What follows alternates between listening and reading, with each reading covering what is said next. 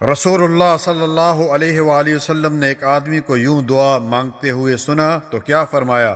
سیدنا انس رضی اللہ تعالی عنہ اس حدیث کے راوی صحیح ابن ماجہ کی حدیث نمبر 3112 ہے، اور کلمات کیا ہیں؟ اللہم انی اسألک بأن لک الحمد لا الہ الا انت وحدک لا شریک لک المنان بدیع السماوات والارض ذو الجلال والاکرام۔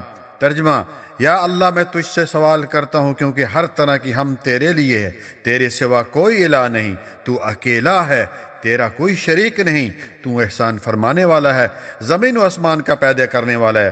رسول اللہ صلی اللہ علیہ وآلہ وسلم نے فرمایا، اس شخص نے اسم اعظم کے وسیلے سے جو دعا مانگی ہے، اور اسم اعظم وہ ہے جس کے وسیلے سے دعا مانگی جائے تو قبول ہوتی ہے۔ معزز سامعین اکرام، اس لیے غیر شرعی وسیلوں سے بچیں، جو مردوں کا وسیلہ یہ صحیح نہیں ہے۔ ان توحیدی کلمات کے ساتھ اللہ تعالیٰ سے دعا مانگیں گے تو انشاءاللہ دعا ضرور قبول ہوگی۔